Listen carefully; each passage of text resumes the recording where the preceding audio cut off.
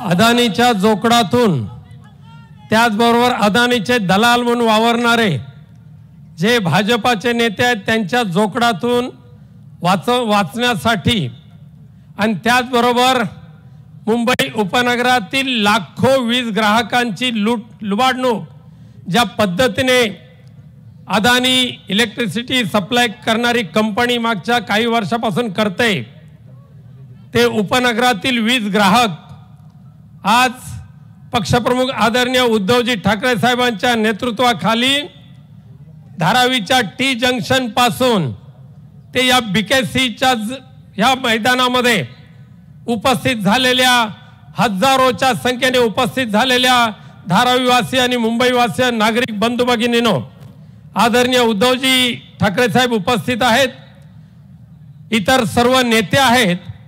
धारावी बचाव आंदोलनाच्या जवळजवळ 18 पक्षाचे वेगवेगळ्या 18 पक्षाचे नेते आहेत। धारावीच्या आमदार सन्माननीय वर्षाताई गायकवाड या सुद्धा उपस्थित आहेत आणि हे सर्व तुमची ताकद अदानींसहित अदानींचे पाठीराखे जे दिल्लीला बसलेले आहेत, पंतप्रधान मोदी साहेब यांना दाखवण्यासाठी उपस्थित असलेले सर्व मीडियाचे पत्रकार बंधू भगिनींनो, आज खरोखरच वर्षाताईने सांगितलंय, उद्धव साहेबांचं मनापासून धारावीकर आणि मुंबई उपनगरवासी मनापासून ऋण व्यक्त करतायत की भारतीय जनता पक्षाच्या नेत्यांनी केवळ धारावीच नव्हे तर संपूर्ण मुंबई महानगरपालिकेचं क्षेत्र धारावीच्या अदानीच्या घशात घालण्याचं जे कपट कारस्थान चालवलेलं आहे त्याच्या विरोधात आपण सर्वजण रस्त्यावर उपस्थित राहिलेलो आहोत। एका बाजूला स्वतःला विश्वगुरु म्हणून घ्यायचं आणि त्याचबरोबर त्याच विश्वगुरूंनी अदानीला सुद्धा विश्वातला सर्वात श्रीमंत माणूस बनवण्याची जी शपथ घेतलेली आहे, श्रीमंत त्यांना जरूर बनवा, पण आमच्या धारावी वासियांना उद्ध्वस्त करून अदानीला तुम्ही जर श्रीमंत बनवत असाल तर तुम्हाला सुद्धा माती मोल करण्याची ताकद आज या रस्त्यावर उतरलेली आहे।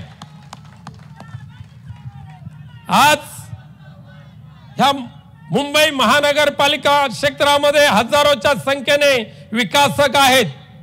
ह्या विकासकांना कोणत्या जाचक अटी लावल्या जातात त्याची तुम्हाला माहिती आहे, परंतु 2 दिवसापासून आपल्या या मोर्चावर आणि माननीय उद्धवजी ठाकरेंवर टीका करणाऱ्या भाजपाच्या चमचागिरी करणाऱ्या पोपटपंची करणाऱ्या लोकांना मला विचारायचं आहे की 28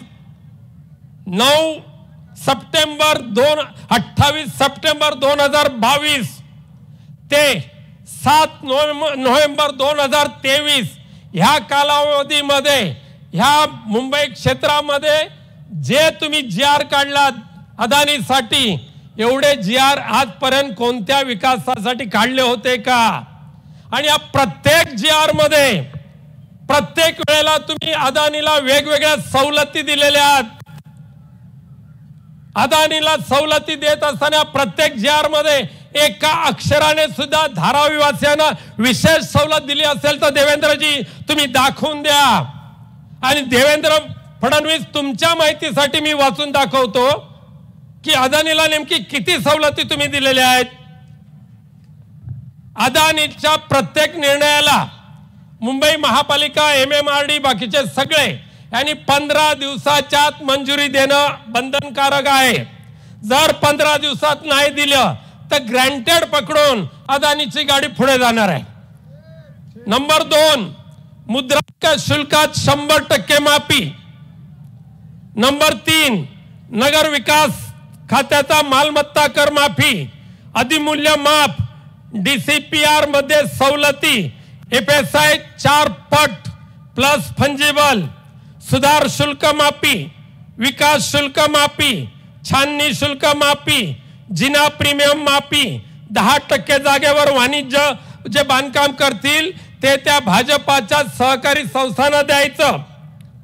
वीज विभाग 15 वर्षासाठी कंपनीने केलेल्या जे वीज भर त्याला GST माफ, या प्रकल्पातून जवळजवळ 150 कोटी चौरस फूट TDR मिळणार। त्याचं इंडेक्सेशन काढून टाकलं। कुलाब्याच्या टोकापासून ते उपनगराच्या टोकापर्यंत कुठेही या TDR वापरला जाईल। अन्य विकासकांना, महामुंबईतल्या सगळ्या डेव्हलपर्सना अदानीकडून कंपल्सरी 40% TDR घ्यावाच लागेल आणि TDR घेतलेलं सर्टिफिकेट लावल्याशिवाय त्यांना बिल्डिंग प्रपोजलला प्रस्ताव दाखल करता येणार नाही। त्याचबरोबर त्या विकासकांना TDR पैकी 90% एवढ्या धारावीच्या 90% एवढ्या बाजार मूल्याने तो TDR घ्यावा लागेल। धारावीचा विकास करण्यासाठी अदानीला 17 वर्षाची मुदत दिलेली आहे, 17 वर्षाची। आणि त्या 17 वर्षामध्ये जर अदानीने विकास केला नाही तर फक्त वर्षाला 2 कोटी त्याला पेनल्टी लावली जाईल, म्हणजे चणे फुटाण्याची किंमत। पण ह्या 17 वर्षाच्या पूर्वी ज्या वेळेला अदानीचा LOI मिळेल अदानीच्या हातात, त्यावेळेला अदानी तो TDR बाजारात विकायला मोकळा होणार आहे। झोपडपट्टीचा विकास कधी हो न तो हो, पण अदानीचं मात्र दुकान त्याच दिवशी चालू होणार आहे। कंपनीला सुधार शुल्क माफ, विकास शुल्क माफ, छाननी शुल्क माफ, जिना प्रीमियम माफ, लेआउट ठेव रक्कम भरण्याची सुविधा, कंपनीला लेआउट ठेव डिपॉझिट भरण्याची गरज नाही। केंद्र शासन कंपनीला IT ऍक्ट अंतर्गत कर लाभ देणार, पूर्णपणे करमाफी। पर्यावरण व नागरी उड्डाण विभागाची मान्यता घेतली तर त्यासाठी जे प्रीमियम भरावं लागेल ते सुद्धा माफी। आणि महानगरपालिकेचं सेवरेज आणि बस डेपोची जागा सुद्धा कंपनीलाच वापरायला लागेल। आता शेवटचा एकच प्रश्न माझा देवेंद्र फडणवीस आणि अदानीच्या पोपटपंची करणाऱ्याला पलीकडच्या एका नेत्याला विचारू इच्छितो, तुम्ही हिम्मत असेल तर सांगा की धारावीकरांना त्यांच्या घरासाठी 400 फूट जागा खरोखरच देणार आहात का? उलट माझं म्हणणं आहे की देवेंद्र फडणवीस ज्या पद्धतीने तुम्ही अदानीची पाईप धुवायला सुरुवात केलेल्या आहेत, धारावी वासियांना फक्त 300 चौरस फूटच जागा दिली जाणार। आणि हे जर वाक्य माझं खोटं असेल तर देवेंद्र फडणवीस तुम्ही सांगाल ती शिक्षा भोगायला तयार आहे, पण जर खरं असेल तर देवेंद्र फडणवीस तुम्ही राजीनामा द्या आणि अदानीची चाकरी करणार का, हा प्रश्न माझा तुम्हाला आहे। आणि यानंतर मी माझं विवेचन याच ठिकाणी संपवतो आणि उद्धव साहेबांना विनंती करतो की आपल्याला मार्गदर्शन करावं। देश विदेशातील प्रत्येक घडामोडींचे लाईव्ह अपडेट मिळवण्यासाठी आता साम टीव्हीच्या सर्व सोशल मीडिया प्लॅटफॉर्मला लाईक, फॉलो आणि सबस्क्राईब करा। तसंच सर्व नोटिफिकेशनसाठी बेल आयकॉन प्रेस करायला विसरू नका।